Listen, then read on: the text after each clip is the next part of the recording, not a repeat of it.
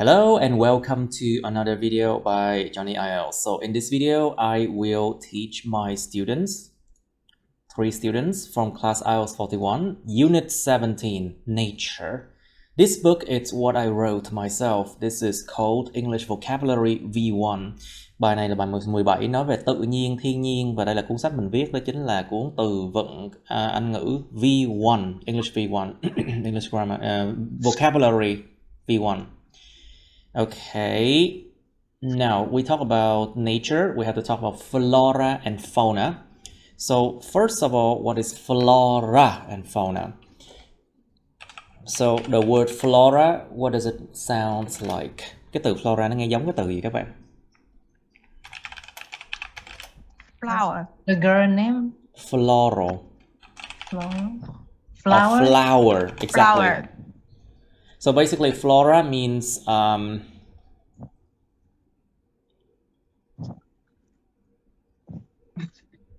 plants. So flora means plants. And the word fauna is just another word for animals. Động vật và thực vật thôi. Flora, flowers or plants. Fauna is animals. That's gonna be sai nhỉ? Why is it wrong here? Flowers and plants. Okay, moment. I need to open this one as well. I forgot. And put a new here.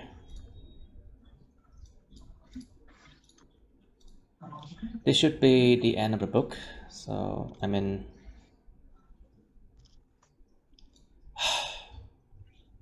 So this is unit 17, isn't it? This is test 17, okay. So we are here, nature. I don't know why, but for this one, I cannot really go to the page I want. Strange. There you go. So this is pets and animal farm yards things. This is nature. Okay. All right. So let's start now. Agriculture. We have the word agriculture as well. What is agriculture? Nông nghiệp. Yes, but what exactly does it do? Agriculture. Agriculture includes like growing plants. Includes growing plants and having cattle. Gia súc gia cầm. Having cattle. Having cattle. Gia súc gia cầm. And what else? Growing plants, having cattle. And what else then? Thường là như vậy. So we normally agriculture, we grow plants like vegetables, rice, wheat, and all kind of plants to support human consumption. To support human consumption. Để mà ủng hộ cho cái sự mà tiêu thụ của con người. To support human consumption. Those what agriculture can do. And why do we have cattle? We keep them to keep animals, to keep cattle. We keep them, like for example, we keep cows, we keep we keep cows, we keep pigs and chickens for their meat, and milk, of course. Meat, milk, and eggs too, of course. So these are for human consumption, cho sự tiêu thụ của con người, of course. That's agriculture, bao gồm là trồng trọt và chăn nuôi là chính. So let's do 1.1 now. So can you name, các bạn có thể nêu tên ra 10 animals found in Asia. 10 động vật được tìm thấy ở châu Á các bạn.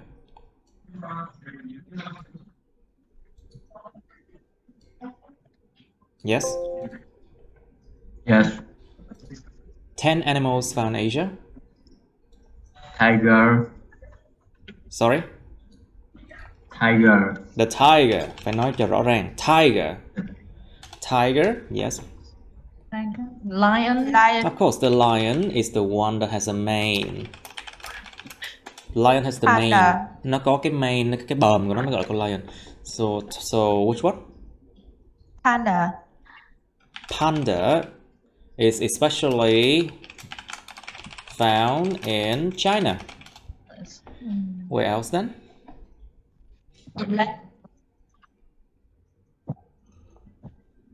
How about the elephant?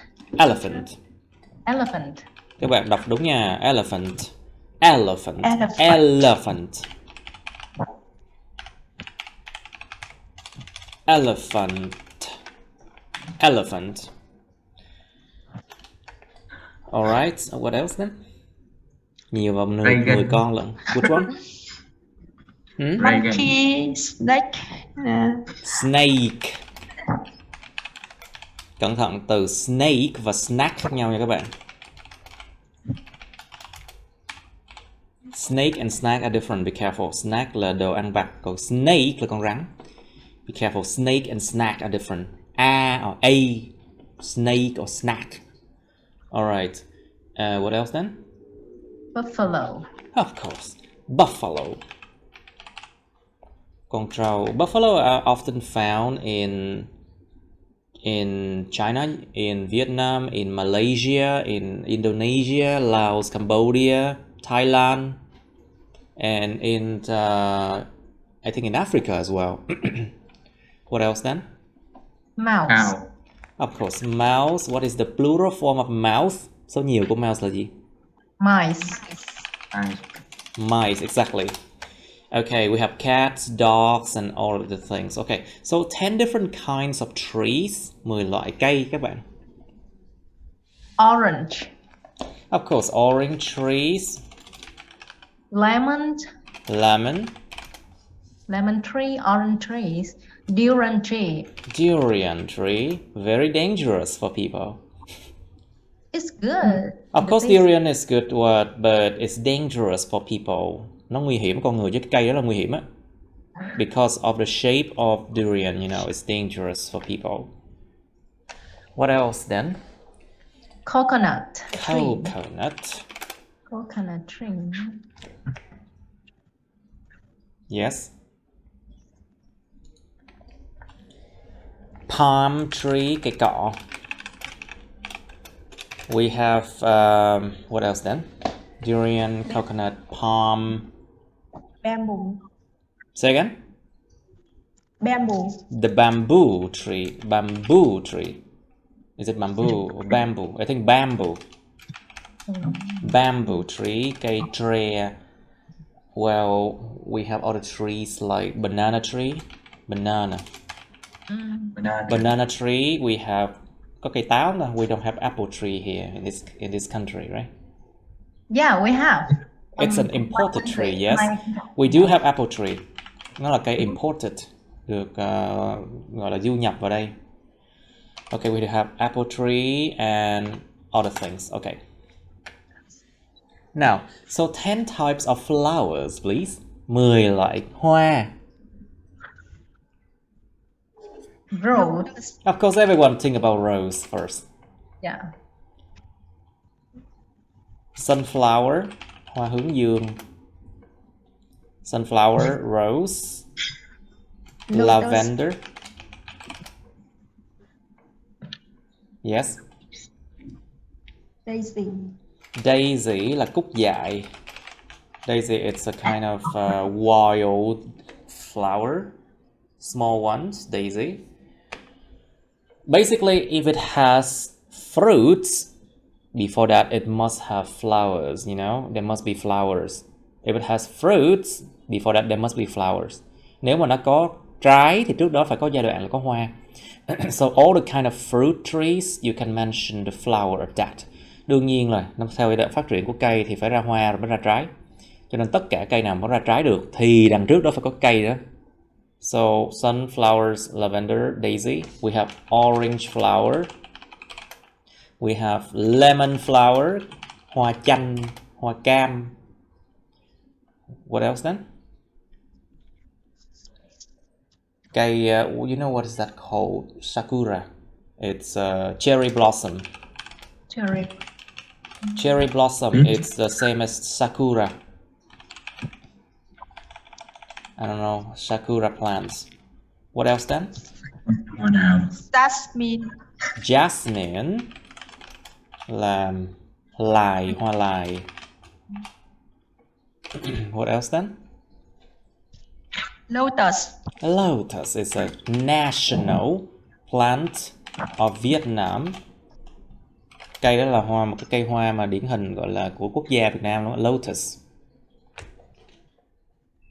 Okay, what other kind of flower do you know?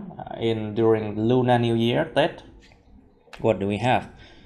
We have the yellow. We have peach flower. Peach Peach, flowers. y kéo dài. Peach flower. Peach, y kéo dài. Peach flower. Peach. Cái hoa vàng nó gọi là gì ta? Peach. Daffodil, I think. Daffodil.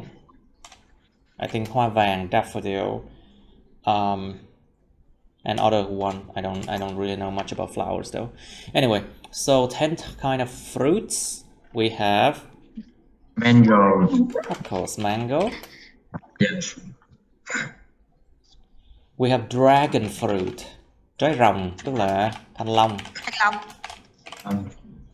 Trái gì mà nó có hình ngôi sao? Star fruit. Star fruit là trái khế. Trái có One hình ngôi of sao. my favorite fruits is Star papaya. fruit. Papaya? Yep. Papaya. Banana. Papaya là trái đu đủ. Say again? Banana. Of course, banana. Plum. Cherry. I love cherries. Of course, Yeah. cherry is expensive. Especially like cherry from America or Australia. Cherry. But the Vietnamese cherry are quite cheap. Cherry. What else then? Of course, apple, orange, lemon, so on. Okay, so 10 type of vegetables, please. Vegetables. I love to eating broccoli. I love to eat broccoli. So we have broccoli, but there's another one, the white one, we call them cauliflower, right? Cái loại màu trắng trắng nó gọi là gì ta? Cauliflower. I haven't heard that before. But I don't know how to say. Yeah, they're similar. Cauliflower and broccoli. Broccoli is the green one. Cauliflower is the white one, I think. Có loại màu trắng, màu xanh, lá cây. Okay, other type of vegetable, please. Cabbage. Cabbage. Cabbage. Carrot. Carrot. Carrot. Cabbage. Carrot. Beans. Say again. Beans. Beans, y kéo dài nha. Beans. But we have a lot of different kind of beans. Like we have a red bean, đậu đỏ. Red bean, black bean. We have đậu ngự là gì ta? Forgot what it's called, but there's different kind of beans. Okay, potato and tomato are also vegetable as well. What else then? So Bell pepper. bell pepper are basically Đà Lạt, huh? Isn't it called?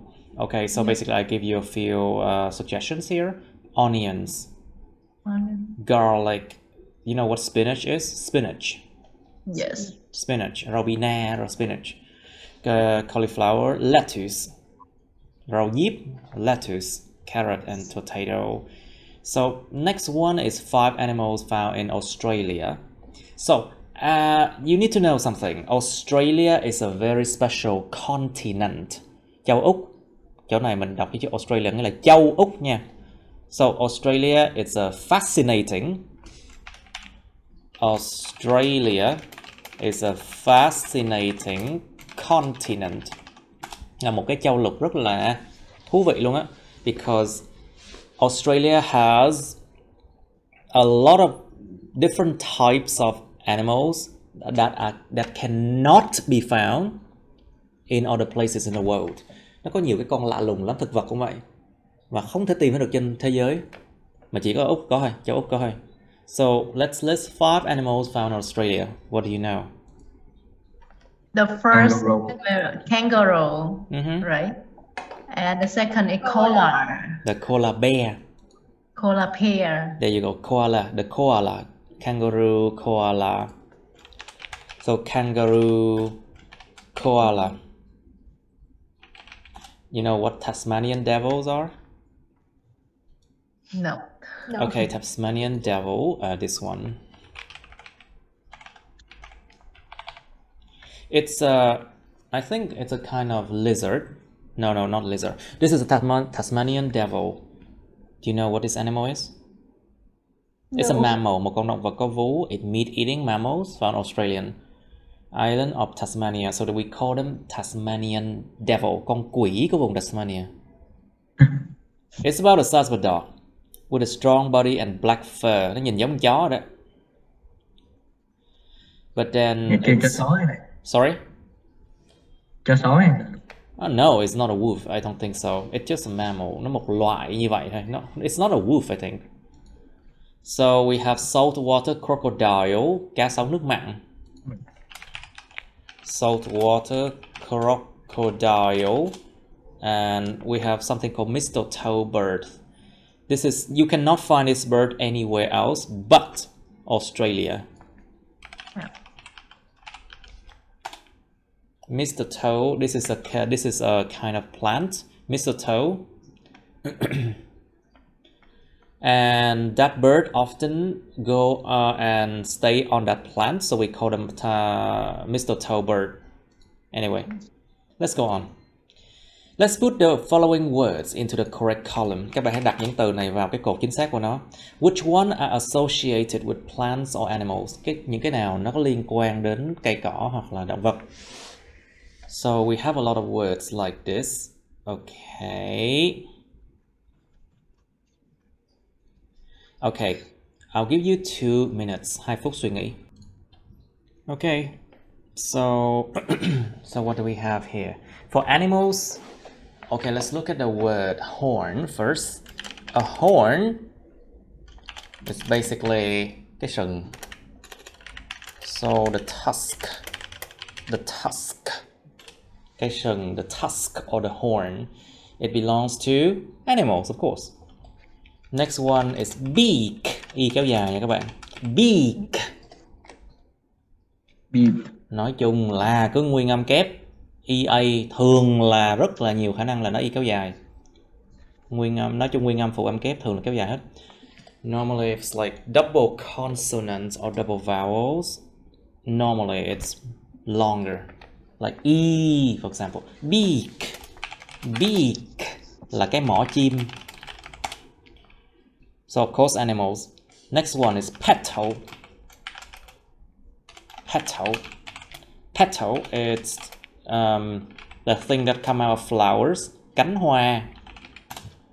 Petal is of course belong to plants. Next word is predator. Không phải là predator đâu nha. Predator âm đầu. Predator.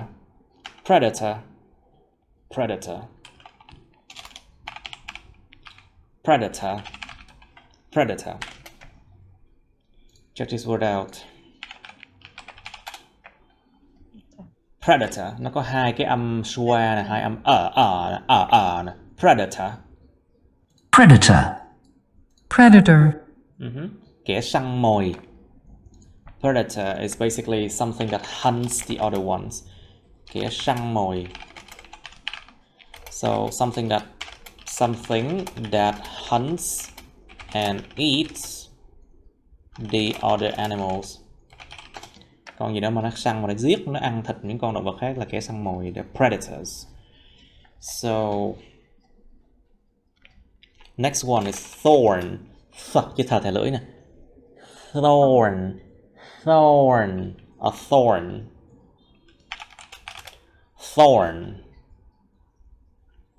A thorn là cái gai của cây. It's basically, thorn is something that comes out of plants and It can injure you, có thể gây bị thương đấy, làm cho các bạn bị thương đấy. It can injure you.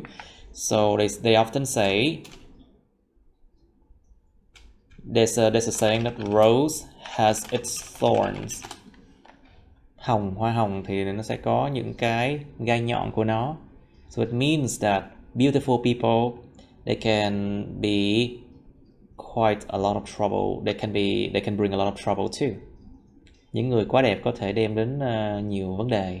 Đó chính là lý do tại sao ghi là so rose has its thorn. Hồng thì luôn có gai là vậy. Okay, coat. The word coat here does not apply to human, you know. Cái từ coat này nó có thể có nghĩa khác, nó không có liên quan đến con người lắm đâu. What does it mean then? Coat here means something. It means something that surrounds an animal. Lớp bao phủ thân của một con động vật. Nó gọi là lớp áo bên ngoài. So the coat. So of course it's animals. So for animals we have mammals. Những động vật có vú.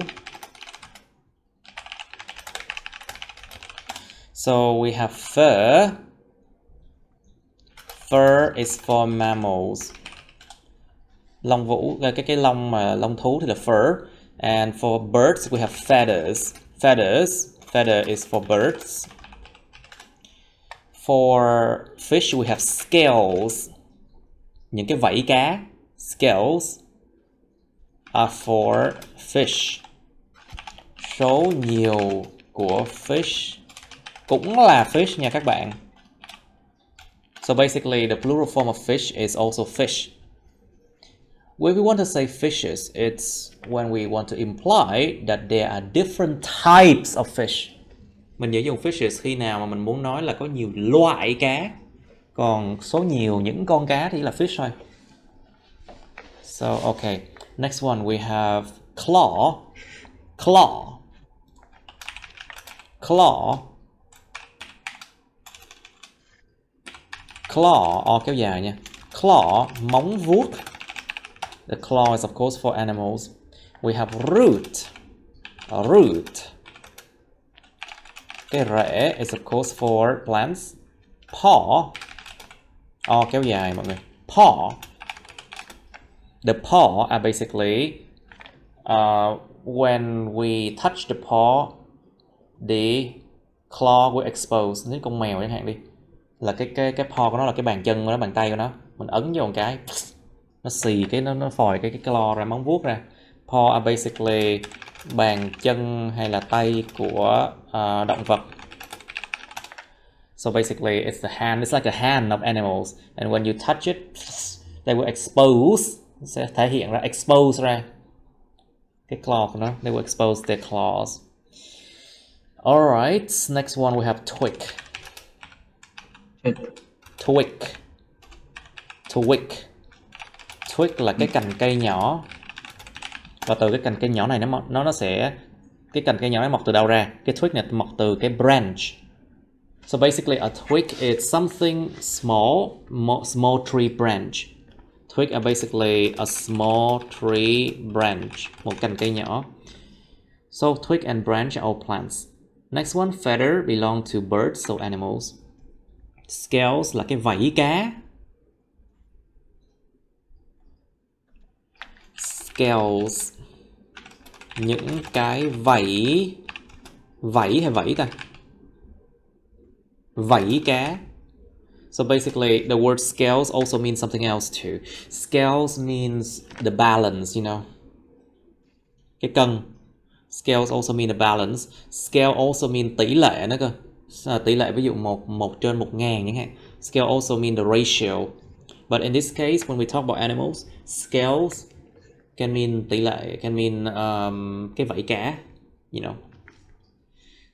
Alright, scale, vegetation. So what does the word vegetation, what does it sound like? Nghe từ vegetation giống từ gì các bạn? Vegetable. vegetables. Exactly. So vegetation là thảm thực vật. But I think it's better if I check it again. Vegetation. Vegetation here. Plants in general, or plants that are found in a particular area. Những cái cây nói chung hoặc là những cái cây mà được tìm trong một cái khu vực cụ thể nó đó. Vegetation là thảm thực vật thôi. Nói chung là thực vật, thảm thực vật. So vegetations. So when we see like moss growing on the walls of a building, khi mình thấy cái mốc, thấy mấy cái rêu nó mọc trên cái bờ tường của một cái tòa nhà, that's a vegetation. Nó cũng là thảm thực vật luôn. Moss. Rêu, rong rêu vậy, rêu. Okay, hide. This is not a verb, okay? This is a noun. Giọng động từ, hoặc thứ hai là trốn tránh, nhưng mà này là danh từ hide nha. So hide as a noun, it means da thú. So the skin of a mammal, the skin of a mammal is called a hide. So when an animal is killed, people can skin it. Động từ to skin là lột da. When a mammal is killed, people can skin it for their hide. Con người ta có thể lột da nó cho cái lớp da thú của nó. Can skin it for their hide. Now, next one, fur is of course lớp lông dày của lông của động vật có vú. Like for example, cat's fur. Cat has fur. Dogs have fur. Bear have fur. Or tiger, lion also have fur too. Okay, trunk. Trunk mean cái thân. Trunk mean cái thân cây hoặc là cái thân của một con gì đó. Cái thân. So trunk, if you check it out, what does it mean? What does it mean? It's a thick main stem of a tree from which its branches grow. Là một cái cành chính lớn nhất mà dày nhất của một cái cây, mà từ đó những cái cành nhỏ hơn, mấy cành nó mọc ra, tức là cái thân cây. Or the main part of a person's body. Cái phần chính của một cái thân thể của một con người. Not including a leg, head or arm. Không bao gồm tứ chi hoặc là đầu. Nó là cái thân. Or the trunk is also a main part of blood vessel or nerve. Nó là cái phần chính, cái thân của một cái gì đó. Cái thân của cây hoặc là cái thân của động vật nào đó. So trunk, it's both in animals and plants, okay? Nó thuộc về cả hai luôn. Now, next one, flora and fauna. Of course, flora is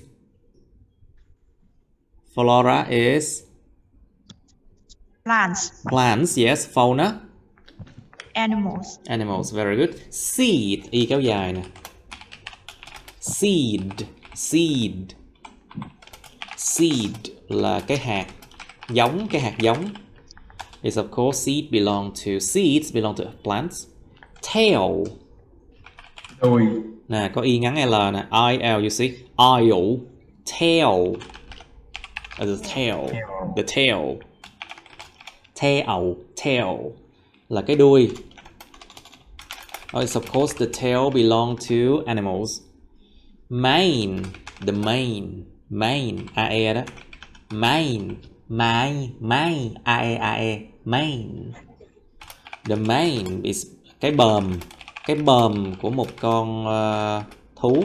So the mane is something that is basically in front of the face, below the face of an animal. Like for example, the mane of a lion, for example.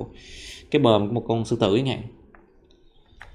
Next one we have leaf, singular, and leaves, plural. Lá thôi. And stem là cái cành. Stem is basically cái cành. It's a kind of branch. Yeah, stem is a kind of branch. So plants as well. All right. So which 5 words in the animal column about their skin or covering? 5 từ nào trong cái cột animals Nó là về cái lớp da hoặc cái lớp áo bên ngoài của nó các bạn. Skin or covering. Fur. So we have fur, yes. First we have fur. Hide. Feather. Feather, feather, Fat. feather, feather. First, feathers.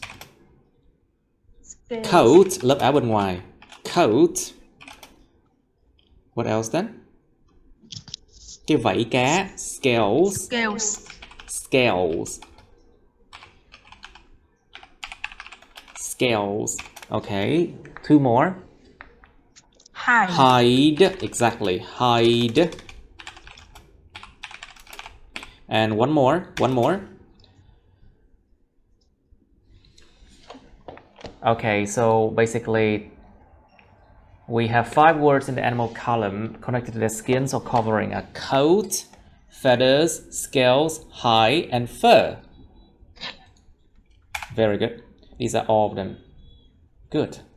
Now let's complete. Okay, we have the next word part is compound noun. What is compound? Compound là một cái hợp chất. So compound is formed when the two elements come together. Khi hai nguyên tố nó hợp lại với nhau thì nó tạo thành hợp chất. For example, we have CO2, CO2 chẳng hạn. H2O, H2O chẳng hạn. These are compounds. So when we have the word compound nouns, nó là gì? What's that? Những danh từ ghép. Compound nouns. So words related to nature can be used in different contexts. Context. Chứ không phải context. Những từ liên quan đến tự nhiên có thể được sử dụng ở nhiều cái ngữ cảnh khác nhau. But basically, let's do error warning first. I forgot that. Quên mất cái chỗ này. Nghiêm, can you read it? Warning. Be careful with the use of nature and natural. Warning, be careful with the use of nature and natural. Nature is an uncountable noun, while natural is Natural. natural is the adjective form of it. We say nature is beautiful. No. We say nature is beautiful. Danh từ nature, tính từ natural. Giống như nation, tính từ national vậy đó. We say nature is beautiful, not the nature is beautiful. This is Đọc từ từ. Slowly. This is a natural phenomenon. natural phenomenon. Nhóm 2. Natural phenomenon. Natural phenomenon. Not this. This is a nature phenomenon. Okay. Bây giờ cảnh báo là cẩn thận với cái chữ nature và natural, các bạn hay đọc sai lắm á. You often pronounce it wrong. Tự nhiên, thiên nhiên thì nó là một cái danh từ không đếm được nha. Và nó không có giờ đứng đằng trước nha. So basically it's an uncountable noun, so you don't use D-A-N before that. Mình sẽ nói là tự nhiên, thiên nhiên chứ không có mạo từ đằng trước. Nó không gọi là cái thiên nhiên, chiếc thiên nhiên, con thiên nhiên cả. Cho nên không có mạo từ đằng trước. It's an uncountable noun, okay? And while natural is an adjective form of it. Dạng tính từ của nó là natural chứ không phải là natural nha. Đọc sai nha. Chúng ta nói nature is beautiful. Tự nhiên, thiên nhiên thì đẹp lắm. Chứ không phải là the nature is beautiful. The nature is beautiful. No, we don't say that. Đây là một hiện tượng tự nhiên. This is a natural phenomenon. We don't say this is a nature phenomenon. We don't say that. So phenomenon. Phenomenon.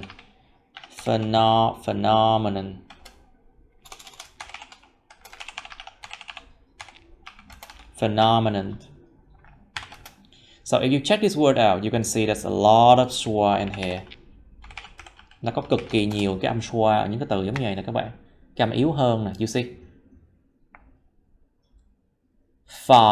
Phenomenon or phenomenon. Phenomenon. Phenomenon. Phenomenon. Phenomenon. Phenomenon. Hiện tượng. Số nhiều là phenomena. It's a plural form, is phenomena. Alright. Compound nouns. Words related to nature can be used in different contexts. Những từ liên quan đến tự nhiên, thiên nhiên có thể sử dụng ở nhiều cái ngữ cảnh khác nhau. Complete the following sentences by putting animal, human, nature, natural in there. Điền mà thử đi các bạn. So we have 8 different ones. Okay. Let's try it. 2 phút. Alright, let's do it now. Number 1. Curiosity. You know the word curious, right? Yes. Curious. Curious is an adjective and the noun form is curiosity. Curiosity. Curiosity. Curiosity là tính tò mò. Tính tò mò, sự tò mò. Curiosity is part of human. Tính tò mò là một phần của bản chất con người. How you say that? Human nature. Human nature. Human nature. Bản chất con người. So the word nature does not just mean nature, mother nature, you know, it means the true character of someone. The true character of someone. Cái bản chất thực sự của người nào đó. Is human nature, the true character of someone or something. Curiosity is part of human nature. It is very strong in children. Tính tò mò thì rất là một phần của cái bản chất con người, nó rất mạnh ở trẻ nhỏ. Number 2. Những sản phẩm gì được làm từ sữa, bơ, trứng và thịt các bạn? Animal products, exactly. Animal products include milk, butter, eggs and meat. Animals products. Những sản phẩm từ động vật. Okay, however, you shouldn't consume margarine. Bạn không nên ăn cái margarine là bơ thực vật á, margarine, because it is not so natural. Very good. Bởi vì nó không có tự nhiên lắm đâu. It's very processed. Tính từ process bị chế biến. Nó bị chế biến lắm luôn á. It's very processed. Là càng chế biến thì nó càng không tự nhiên. So the more it's processed, the more it's bad for your health. Number 3. We couldn't find any. Chúng tôi không thể tìm được bất kỳ sự sống nào trên sao Hỏa khi chúng tôi đáp xuống cái hành tinh đó. We couldn't find any human being. Human beings, thực thể con người hay sự sống con người. Human beings. We couldn't find any human beings on Mars when we landed on that planet. Khi chúng tôi đáp trên cái hành tinh đó, planet. Number 3. Hy vọng mẹ thiên nhiên tha thứ chúng ta cho những điều chúng ta đã làm đối với trái đất và môi trường sống tự nhiên của nó. May Mother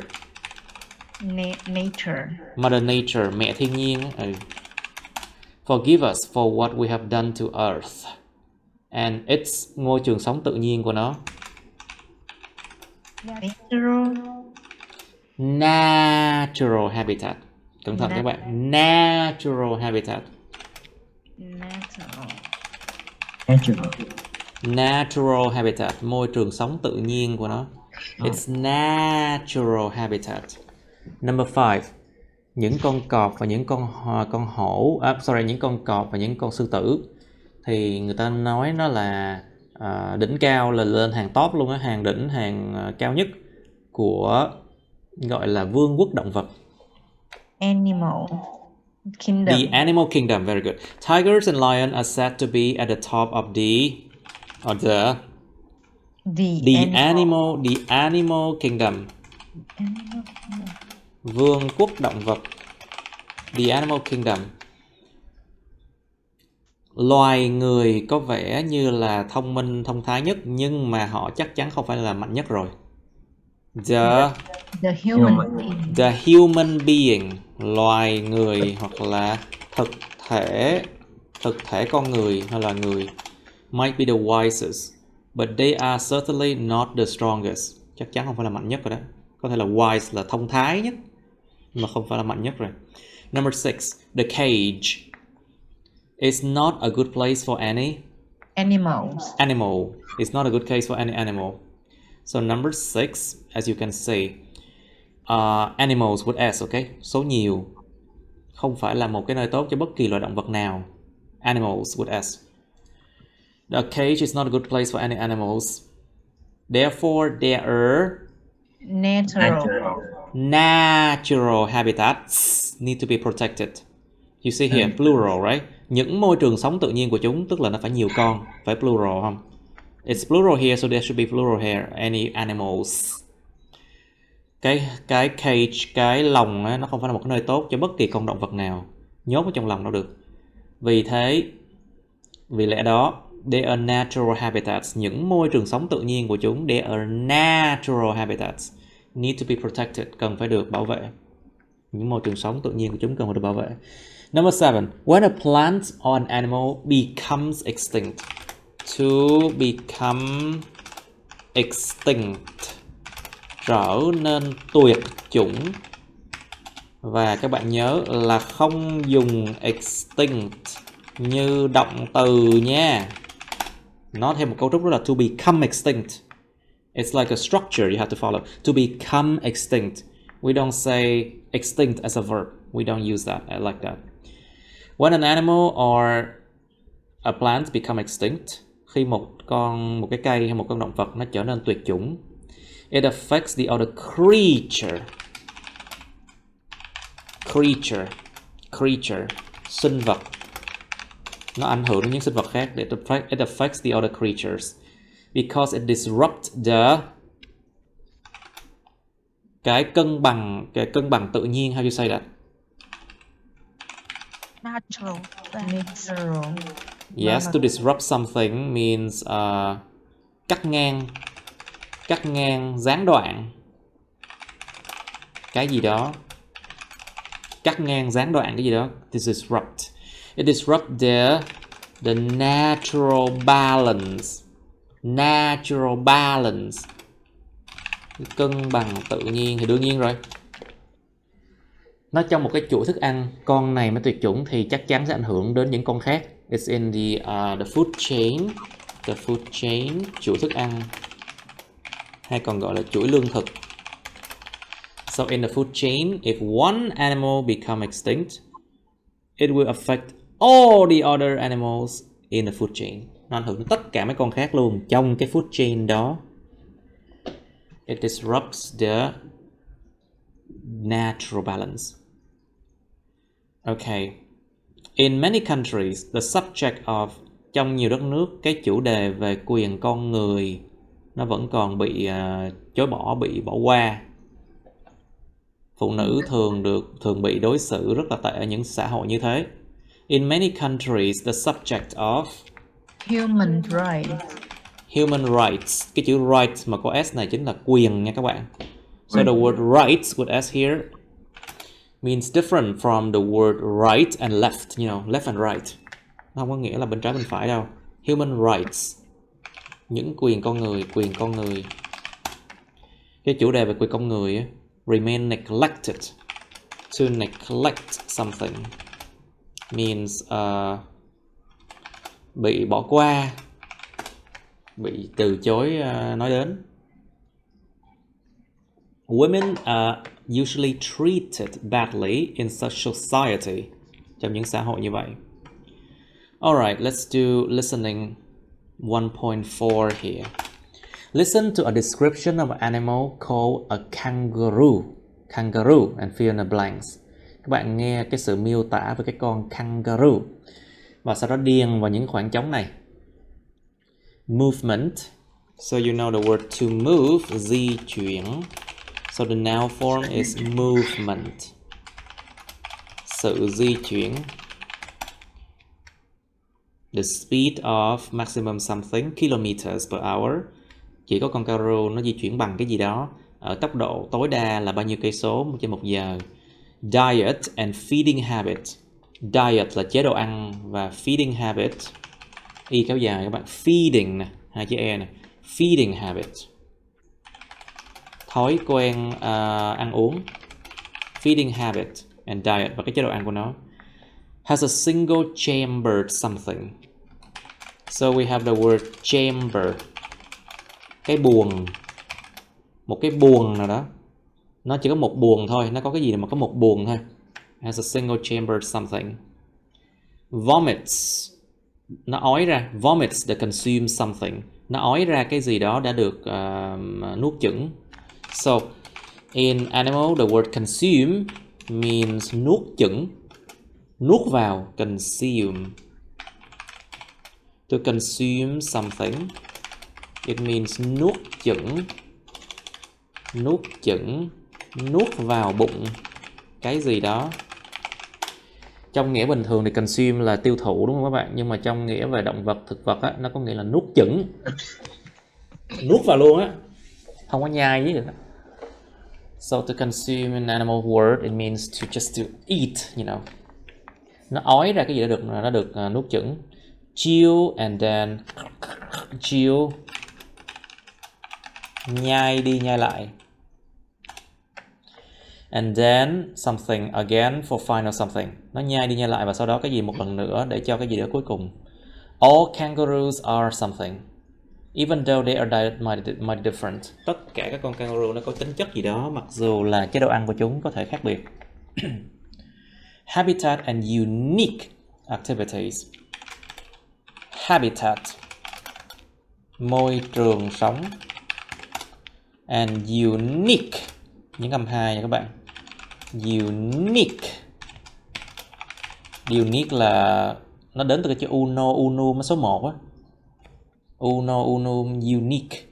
So, có 1 không 2. Đặc sắc. Đặc sắc có 1 không 2. So unique means you cannot find it anywhere else. Không thể tìm được chỗ nào khác được nữa. Có 1 không 2 hoặc đặc sắc. Habitats and unique activities. Những hoạt động có 1 không 2 của nó hoặc là môi trường sống của nó.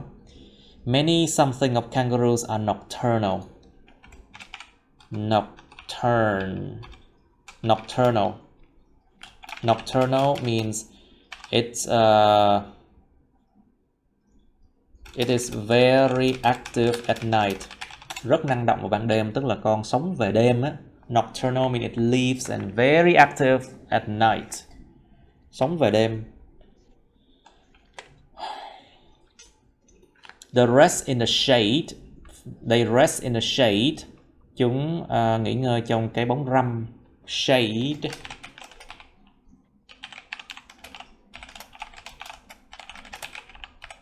During the heat, y kéo dài này. During the heat of the day.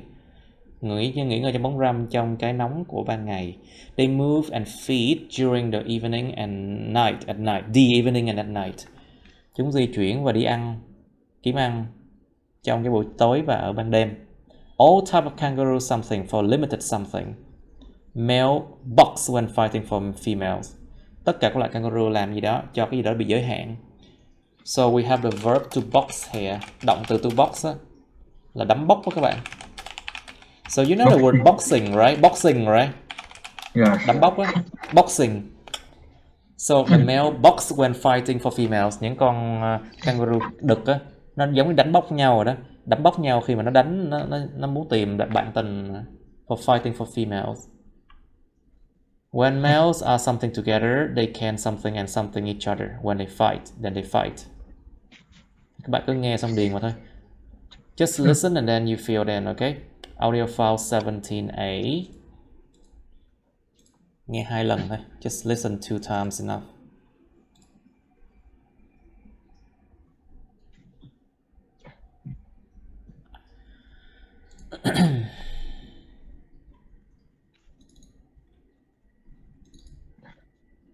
Kangaroos are the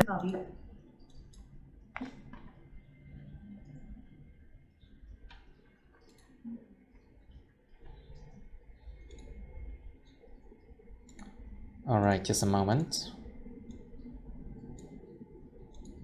Alright, let's try it. Kangaroos are the only large animal to move around by hopping. The hopping speed of a typical kangaroo is anywhere between 20 to 70 kilometers per hour, depending on the activity. Like sheep and cows, kangaroos do a lot of chewing on the vegetation they eat. They sometimes regurgitate the foods they consume, rechew and swallow it again for a final round of digestion. Kangaroos have single-chambered stomachs, whereas cattle and sheep have 4. Kangaroos are strict plant eaters, or herbivores, though their diets do vary. Many species of kangaroo are nocturnal, completing most of their activities at night, then spending the scorching hot days resting in the shade. Fights are common across every species of kangaroo. A fight lasts as long as it lasts and is a form of ritual over territory or females. Both sexes will fight for drinking spots at a water source. Ritualized fighting known as boxing is a common activity between males. These kinds of fights can occur suddenly when males are grazing together while grooming or scratching each other. During these incidents, a challenge will begin with one or both standing on their hind legs, with one male grabbing the other's neck with its front paws. If the challenge is made by a smaller male, often a larger male will decline as kangaroos seem to only accept a fair fight. Kangaroos are the only large animal to move around by hopping. Okay, that's the beginning. Let's try again. Cái giọng này nó khó nghe là cố tình như vậy các bạn. So this accent of a person is difficult to listen to, but that is intentional. Có dự định, có ý định làm như vậy. So basically cố tình là như vậy đấy. It's intentional. Because in real life or in the exam, you might have to listen to very difficult accents. You have to get used to it. Trong đời sống thực sự và trong lúc đi thi, nhiều khi các bạn phải gặp những cái accent, những cái giọng nó rất khó nghe, các bạn phải làm quen với chuyện đó. Or let's try again. Kangaroos are the only large animal to move around by hopping. The hopping speed of a typical kangaroo is anywhere between 20 to 70 kilometers per hour, depending on the activity. Like sheep and cows, kangaroos do a lot of chewing on the vegetation they eat. They sometimes regurgitate the foods they consume, rechew and swallow it again for a final round of digestion. Kangaroos have single-chambered stomachs, whereas cattle and sheep have 4. Kangaroos are strict plant eaters, or herbivores, though their diets do vary. Many species of kangaroo are nocturnal, completing most of their activities at night, then spending the scorching hot days resting in the shade. Fights are common across every species of kangaroo. A fight lasts as long as it lasts and is a form of ritual over territory or females. Both sexes will fight for drinking spots at a water source. Ritualized fighting known as boxing is a common activity between males. These kinds of fights can occur suddenly when males are grazing together while grooming or scratching each other. During these incidents, a challenge will begin with one or both standing on their hind legs, with one male grabbing the other's neck with its front paws. If the challenge is made by a smaller male, often a larger male will decline as kangaroos seem to only accept a fair fight. Kangaroos are the only large animal to move around by hopping. So let's try it, class. So only kangaroos move by Hopping. hopping. Hopping là cái hành động mà Hành vi nó nhảy giống như đó. Hành vi nhảy cóc rồi đó. Hopping. At the speed of maximum. 17. Sure. To Tối đa. Maximum speed. 22. 22 là sao nhỉ? 20. It's actually 70. Yeah. It's actually 70 km per hour. Nhanh lắm á, 70 cây số một giờ lận. So 22 is only like minimum speed. But maximum is 70 km per hour. Okay, it has a single chambered Stomach. Okay, stomach, very good. Nó có một cái dạ dày. Stomach. The word stomach means bụng hoặc là dạ dày. Has a single chamber stomach. Nó có cái bụng của nó chỉ có một khoang duy nhất mà thôi. Single chamber stomach. It vomits the consumed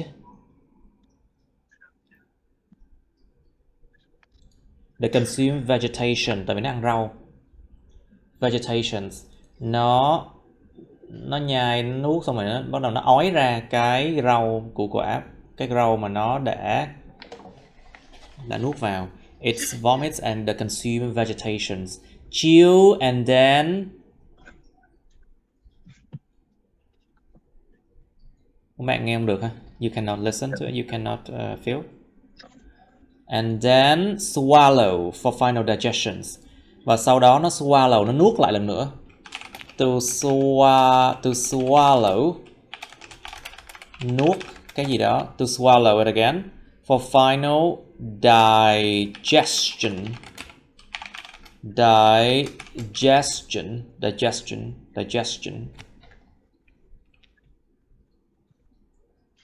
Wait a moment, I need to check this word. Digestion, isn't it?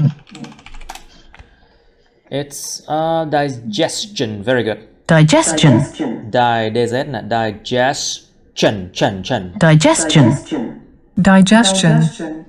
For final digestion.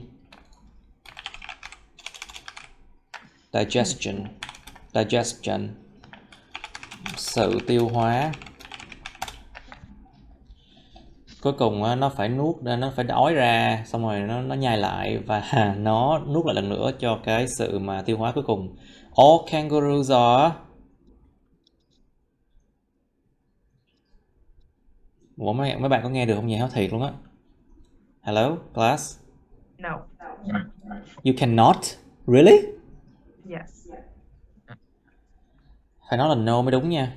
Cái câu đó mình phải trả lời là no mới đúng. Tôi không nghe được, chứ không phải là yes thì đúng rồi. You cannot, you have to say no, okay? Are you sure you cannot hear, you cannot listen to it? No? Alright, fine. All kangaroos are herbivores. Cái âm H là âm câm nè. This H is silent. Herbivores. Herbivores mean động vật ăn cỏ. Herbivore, động vật ăn cỏ. So we have the word carnivore.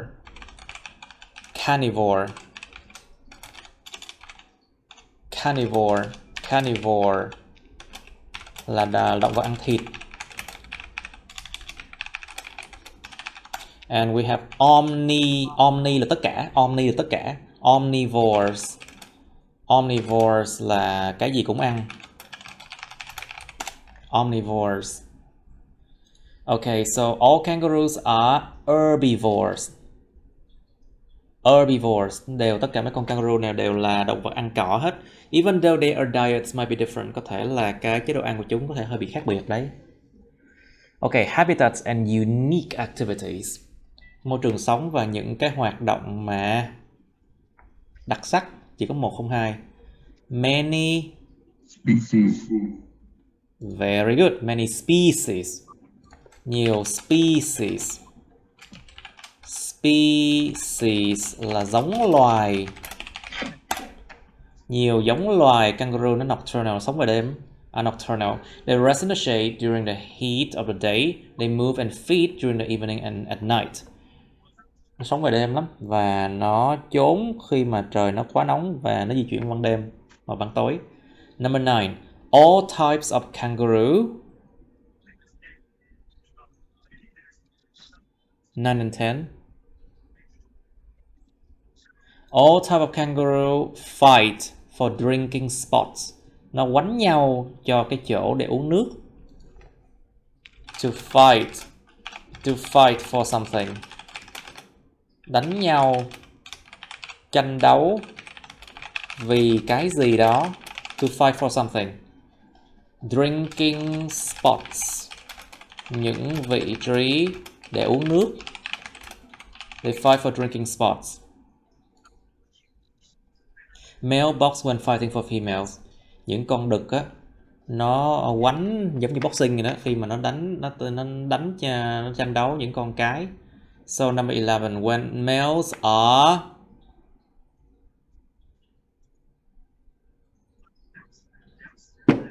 is it that hard? Khó dữ vậy sao mọi người? Is that hard?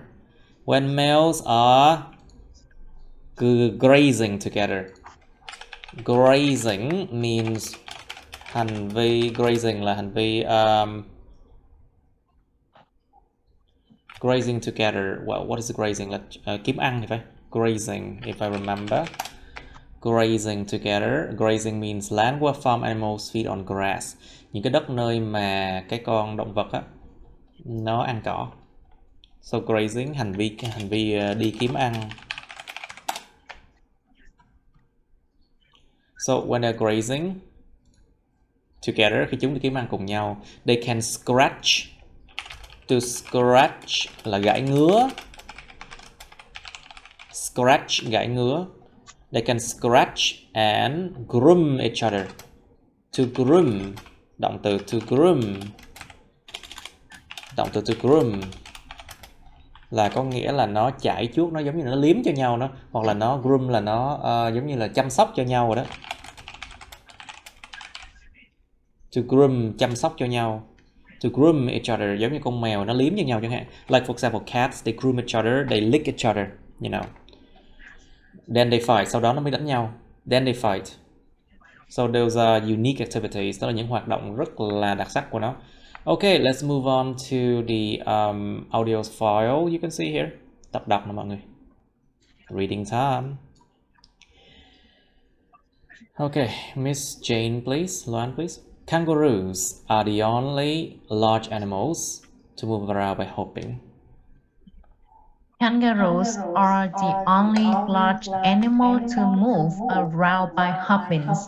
The hopping speed of a typical kangaroo. No, typical. Typical.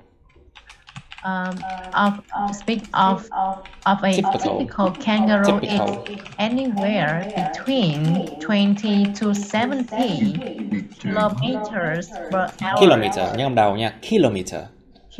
Between 20 to 70 kilometer per hour. 20 to 70 kilometers per hour, depending on the activity. Rồi, kangaroos là cái con động vật lớn duy nhất mà nó di chuyển xung quanh bởi cái chuyện mà nhảy. Các bạn có thể nói là con thỏ cũng nhảy mà, nhưng mà nó là con động vật lớn nha. This is the only large animal. You may say that a rabbit also hopping, but a rabbit is not large. Cái tốc độ mà nó nhảy cóc như vậy của một con kangaroo điển hình, typical kangaroo, là ở đâu đó khoảng giữa 20 đến 70 cây số một giờ, tùy thuộc vào hoạt động. Okay, Miss Mer, please. Like sheep, y kéo dài. Like sheep and cow. Sheep không đếm được các bạn thấy không? Sheep số nhiều cũng sheep số nhiều cũng là sheep luôn, không có s. The plural form of sheep is sheep. Miss Mer, please. Like sheep and cows. Like sheep and cows, kangaroos do a lot of chewing on the vegetation. Vegetation, on the vegetation they eat. On the vegetation they eat. They sometimes regurgitate the foods and consume. They consume the foods they consume. They consume, rechew, Rechew and swallow it again. rechew and swallow it again for final round of digestion. Digestion. The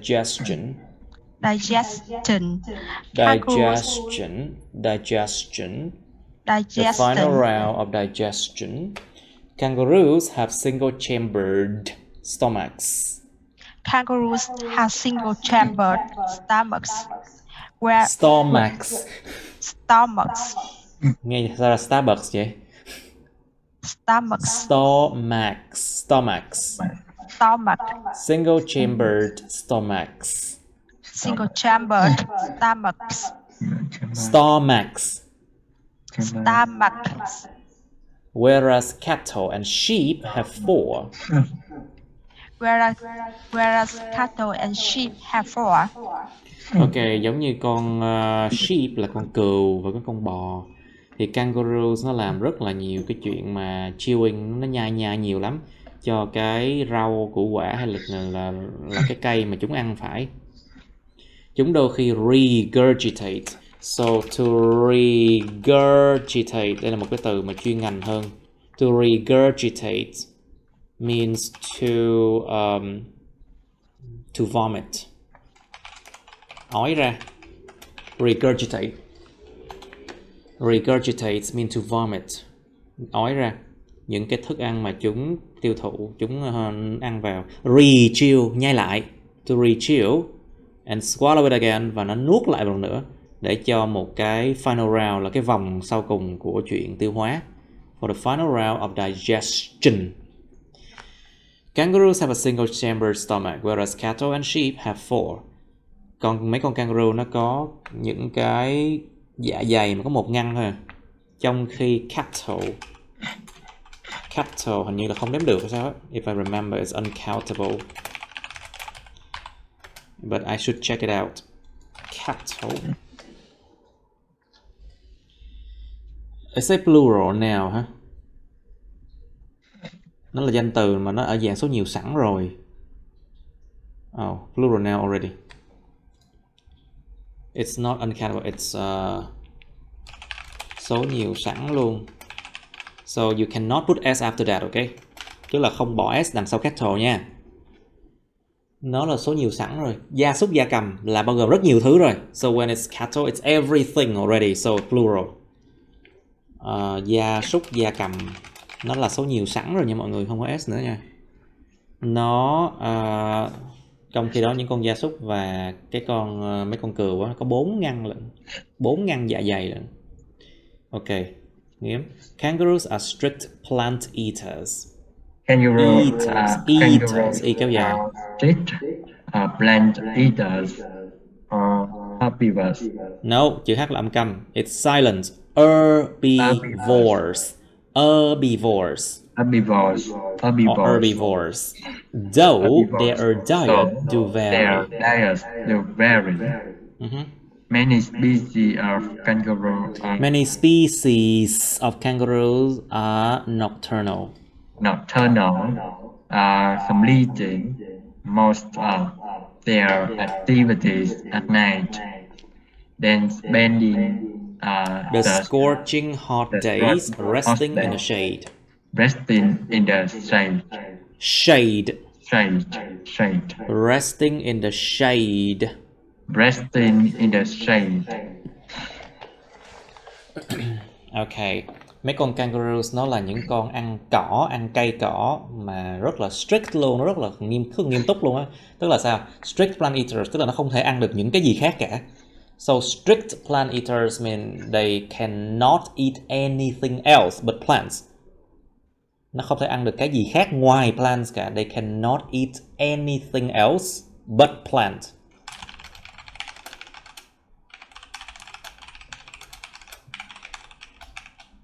So they are strict plant eaters. Những con mà ăn cỏ mà rất thuần ăn cỏ thôi. Ăn cây cỏ thôi. Hoặc là herbivores, những con ăn cỏ. Herbivores, mặc dù là cái chế độ ăn của chúng có thể nó vary. To vary là biến động, biến thiên. biến động, biến thiên, biến đổi. So it's equal to change. Thay đổi, vary. Hoặc là biến động, biến thiên. Chế độ ăn của nó có thể biến thiên đấy. Nhiều giống loài kangaroo nó mang tính là hoạt động về đêm, nocturnal. Hoàn thành phần đông hoạt động của nó ở ban đêm, completing most of the activities at night. Then spending the scorching hot day. Scorching hot mean extremely hot. Nó nóng mà như là đốt cháy, như thiêu lên cái chảo rang luôn á. Scorching. It's like hot like you are burning something on the stove. Đang đốt cái gì trên cái chảo rang luôn á, trên cái nồi luôn á. Spending the scorching hot days resting in a shade. Nó dành những ngày nóng mà như thiêu đốt để mà nghỉ ngơi trong cái bóng râm. Okay, Jane, please. Fights are common. Đọc đến chỗ each other ha. Just read into here. Fights are common across every species of kangaroo. Fights are common across every species of kangaroos. A fight lasts as long as it lasts, and is a form of ritual over territories of females. Wait, ritual, nhớ không đầu. Ritual. For form of ritual, the fight lasts as long as it lasts. Cái chỗ đó nghe khó nha. Can you try again? A fight lasts as long as it lasts. A fight lasts as long as it lasts, and is a form of ritual. Nhớ âm đầu. First syllable. Ritual. A form of ritual over territory of females. Form of rituals over territories or females. Both sexes will fight for drinking spots at a water source. Ritualized fighting, known as boxing. Ritualized fighting known as boxing.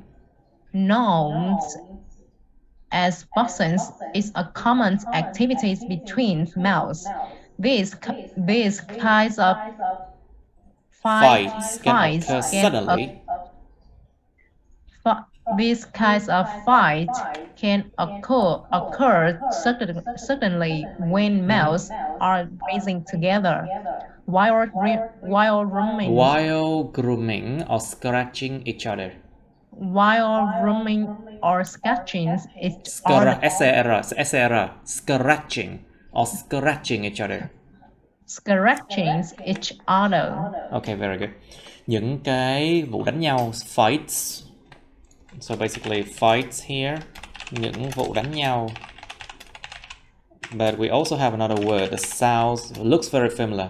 Flight, những chuyến bay. Nó thêm chữ L đó nha các bạn. Flight and fight, they look very similar, but they are completely different words.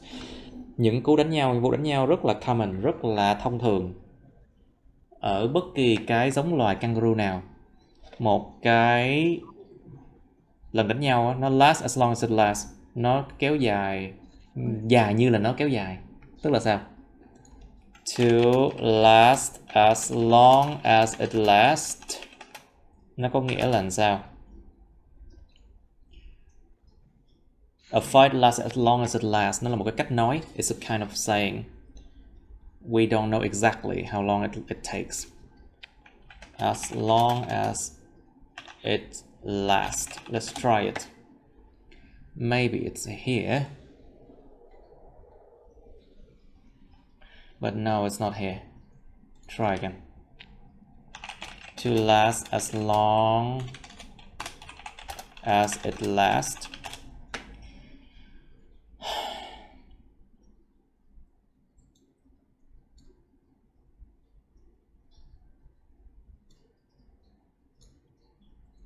To last as long as it lasts, you can say, that's just the way it is. Nó chỉ là cách như vậy thôi. Nó như vậy đó. As long as it lasts.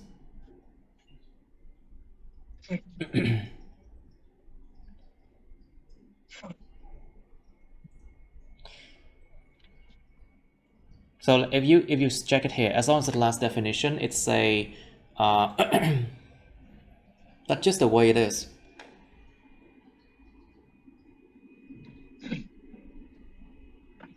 I don't really want to go here anyway.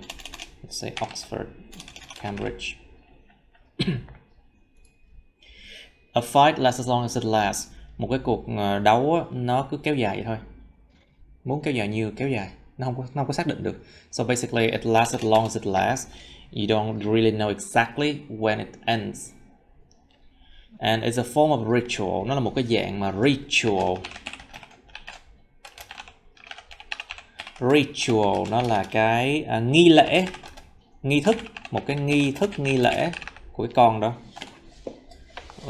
Lên trên những cái territory. Territory là cái biên giới, giống như là nó đấu tranh nó để mà nó lấy cái vùng lãnh thổ, territory, lãnh thổ, hoặc là đấu tranh để mà với nhau để mà chiếm lấy con cái females. It's a form of ritual over territory of females, là một loại hình nghi lễ, nghi thức lên trên lãnh thổ hoặc là những con cái. Both sexes, cả hai giới tính. Sex here means giới tính. Both sexes, cả hai giới tính này sẽ đánh nhau cho drinking spots, cái nơi để uống nước, at a water source, ở cái nguồn nước.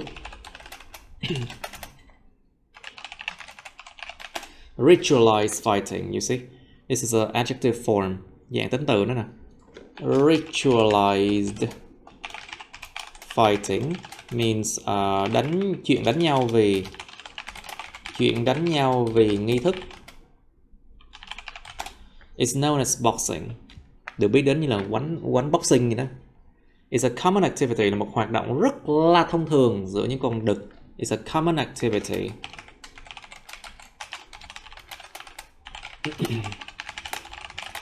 Ở những con đực. These kind of fights can occur suddenly when the males are grazing together. Những cái loại quánh nhau như vậy có thể diễn ra bất thình lình. Suddenly, khi những con đực á, nó đang đi kiếm ăn cùng nhau, when they're grazing together. While grooming, khi mà đang chăm sóc nó liếm hoặc là nó chăm sóc nó lẫn nhau. Or scratching each other, hay là nó gãi lưng cho nhau chẳng hạn. During these incidents, incident means sự việc xảy ra. Trong những sự việc xảy ra như vậy, a challenge will begin. Một cái thách thức sẽ bắt đầu. With one or both standing on their hind legs. Với một con hay cả hai con cùng đứng trên cái hind là behind là đằng sau nè, chân sau nó. Hind legs mean chân sau. You remember the word behind, right? So four legs mean chân trước. Remember the word before, right? Before, so thành four legs. Behind thành là hind legs. Với cái chân, cả hai con hoặc là một con thôi đứng trên chân sau của chúng. Với một con đực á, nó grabbing the other neck with its front paws. Một con đực á, nó giống như là nó bám, nó nắm lấy cái cổ của một con khác với cái móng phía trước của nó. To grab something. To grab something. Nắm lấy cái gì đó. If the challenge is made by a smaller male, nếu mà cái thách thức này á, được gây ra bởi một cái con đực mà nó nhỏ con hơn á, often a larger male will decline. Thường thì cái con mà bự con hơn nó sẽ từ chối, giống như kiểu mà mình không đủ trình đâu mà mày challenge tao. It's like that. It's like you are not at a position to challenge me. You are not at the position to challenge me. Tình thế, anh có thế không? Có sức thì có thế không? Để mà đủ trình để mà challenge tôi, ý là vậy. Often a larger one will decline as kangaroos seem to only accept a fair fight. Như là những con kangaroo dường như nó chỉ có chấp nhận một cái cuộc đánh nhau mà nó công bằng thôi. A fair fight.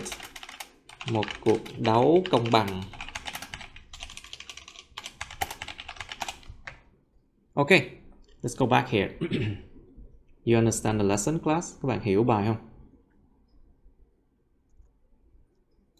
Class? Yes.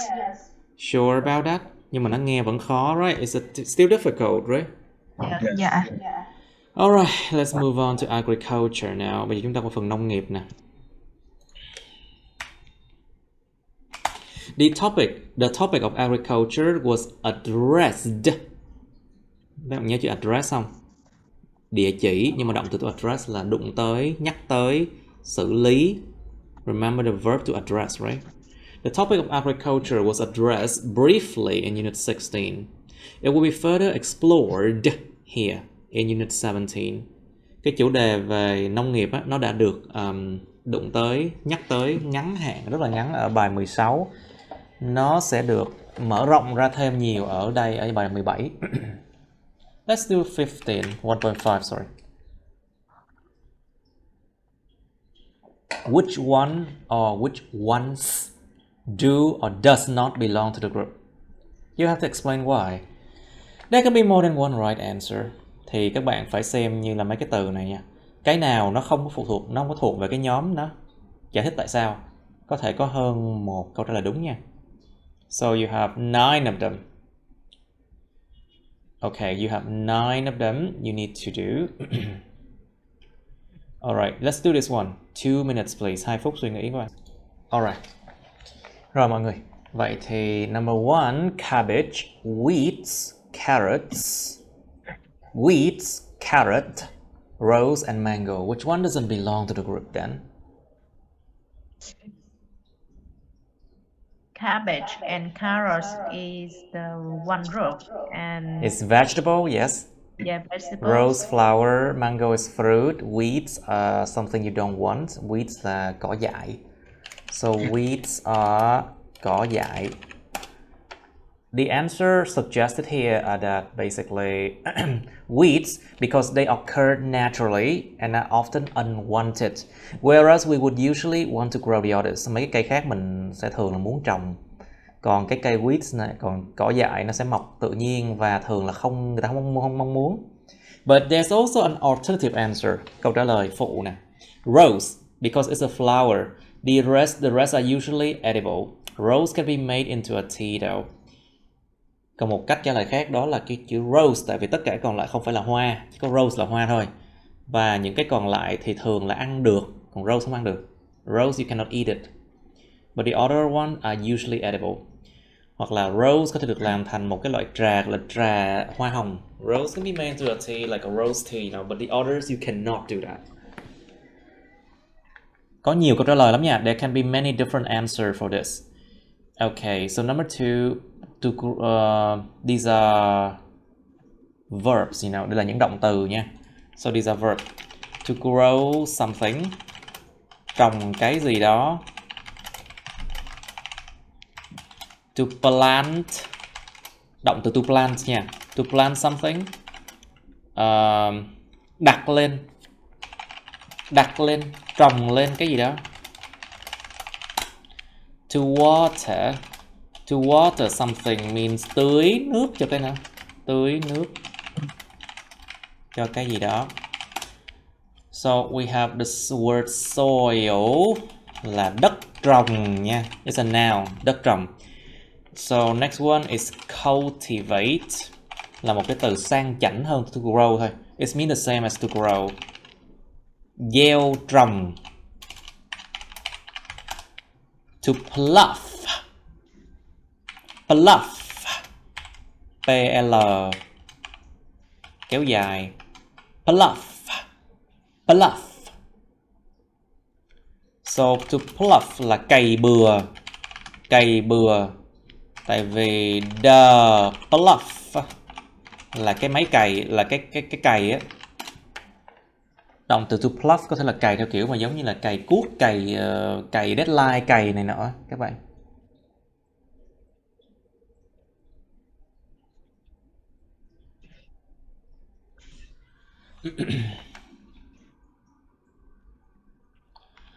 Alright, let's do pluff. Okay, so what do you think? Which one? Soil. Well, the answer is soil because the others are all verbs related to growing or cultivating plants. But soil is a noun. Thì cái soil là danh từ, nó nói về cái đất trồng. Còn những cái từ khác đều là động từ hết, liên quan đến chuyện trồng trọt hoặc là gieo trồng cây cỏ. Hoặc câu trả lời khác đó là plough because the only answer which is a machine. Nó là câu trả lời duy nhất mà nó là một cái máy, gọi là máy cày. So it can be plough as well. Number 3. Crop, hedge, bush, plant and shrubs. So crop means cây trồng hoặc là vụ mùa. Hedge is hàng cây. Hedge là một cái hàng cây mà được cắt tỉa kỹ. Mà cao, hàng cây cao. It's a hedge, it's like a lot of trees in a row, you know, in a row. Bush and shrubs are very similar. Bụi cây. Shrubs là bụi cây nhỏ, bụi cây luôn á. Plant is of course, so which one is out?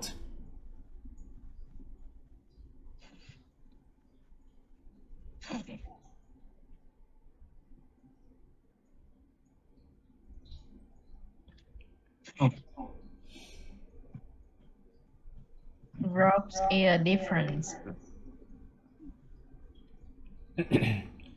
Crop is different, yes, because why? Basically, crop because the other are all single plants. A crop consists of many kind of plants. Một cái vụ mùa thì không ai trồng có một cây đó, nhiều có thể trồng nhiều cây.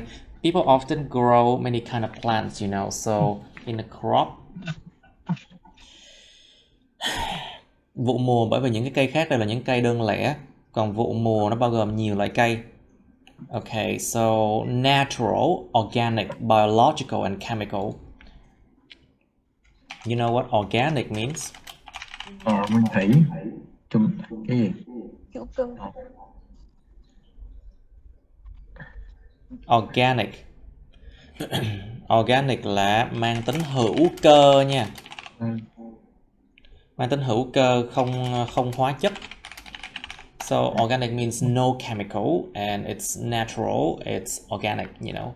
So which one's out? Chemical. Chemical. Because chemical is not natural. Biological là về sinh học.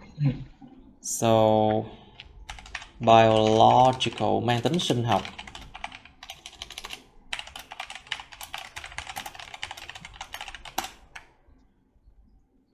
Chemical mang tính hóa chất. So basically chemical because all the answers are natural ways to grow plants. Mấy cái cách khác đều là những cái câu trả lời đều là những cái cách tự nhiên để mà trồng cây. Alright. Introduce. So the word to introduce, giới thiệu. To introduce có nghĩa là giới thiệu, còn một nghĩa khác là du nhập vào. Tức là nó không phải cây bản địa. Du nhập vào là đem vào á. So you have the word introduced means được đem vào từ nơi khác. So it's brought from other places. Introduce. So we have the word local. Thuộc về local, thuộc về bản địa. Địa phương. Địa phương nha, địa phương, local. Native. Native means thuộc về, native là thuộc về cái vùng đó luôn, thuộc về vùng đất đó luôn, thuộc về vùng đất đó, thuộc về bản địa. So it belongs to the land. Endemic. So you know the word endo, right? Endo means into, bên trong, đi vào. Endo là bên trong. So endemic. Endo means inside, in. So the word endemic means thuộc về bên trong, thuộc bản địa đó. So basically it means like local or native as well, endemic. Foreign là ngoại quốc. So of course it's outside. So in number 5, which one's out? Introduce and foreign. So introduce and foreign, yes. So introduce and foreign because the order means belonging to the land. Những từ khác đều có nghĩa là thuộc về cái đất đó. But introduce and foreign do not. Hai từ này nó không thuộc về cái đất đó, không thuộc về vùng đất đó. So number 6 we have cramped. Cramped, âm T cuối nha. ED, cramped. Cramped means chật hẹp. Chật hẹp, bó buộc ở một nơi. Cramped. So we have the word space là không gian. And the adjective form is spacious. Spacious. Có không gian thoáng đãng, có không gian rộng rãi. So rộng rãi. So next word is dense.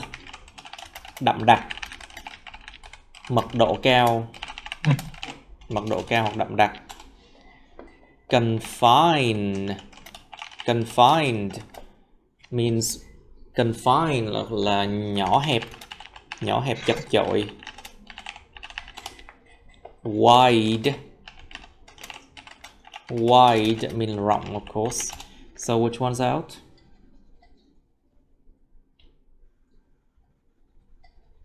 Cramped, spacious, dense, confined, and wide. Of course, it's spacious and wide. Đương nhiên là spacious và wide rồi. Because these adjectives mean space to move and breathe. Bởi vì những tính chất này, những cái tính từ này có nghĩa là không gian, có không gian để di chuyển và breathe, và có thở được. Not like the other three, không giống như ba cái còn lại.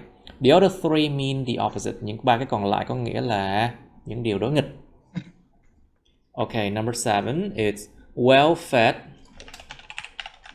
Adjective well fed means được cho ăn tốt. Abuse, you know the word abuse, right? Hồi bài vừa rồi mình có học bài đó rồi. To abuse an animal. To abuse someone or something means lạm dụng, hoặc là lạm dụng cái gì đó hoặc ai đó. To abuse someone. So abused means bị lạm dụng, bị đánh đập á. Okay, pain and painless. Painless nha, chứ không phải less nữa nha. Painless, painless, painless.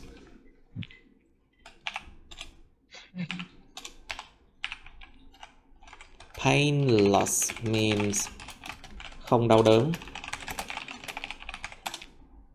Clean, sạch sẽ. And humane. Humane means nhân đạo.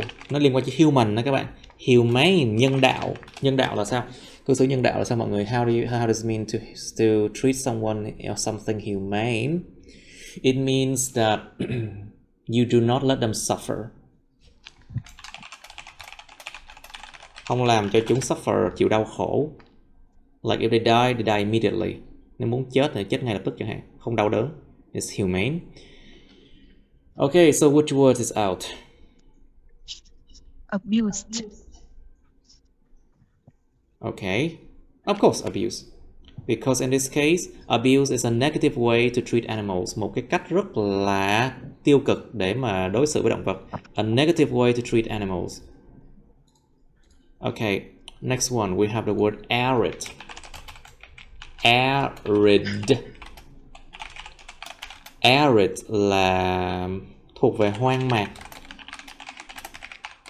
Arid. So we have the word semi-arid here, you see.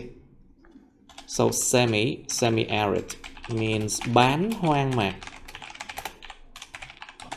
Tức là sao? Nó không hoàn toàn là biến thành sa mạc, mà nó vẫn còn cây cỏ. So semi-arid means it is not totally a desert, but you can still see plants there too.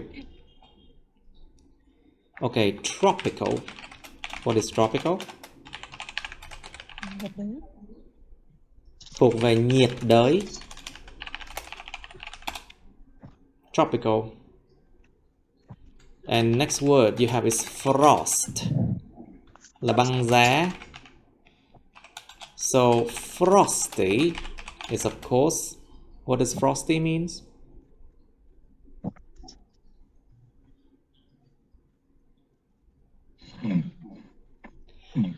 Lạnh giá thôi.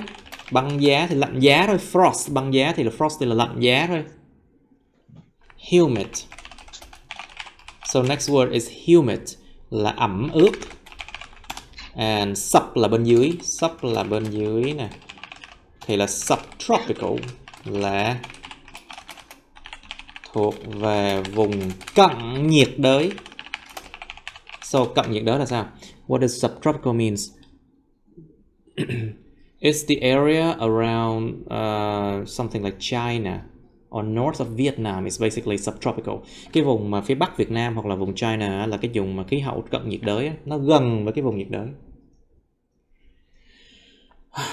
Ice, băng giá. And next word is icy, đầy băng giá. And rain, of course, next word is rainy, đầy mưa.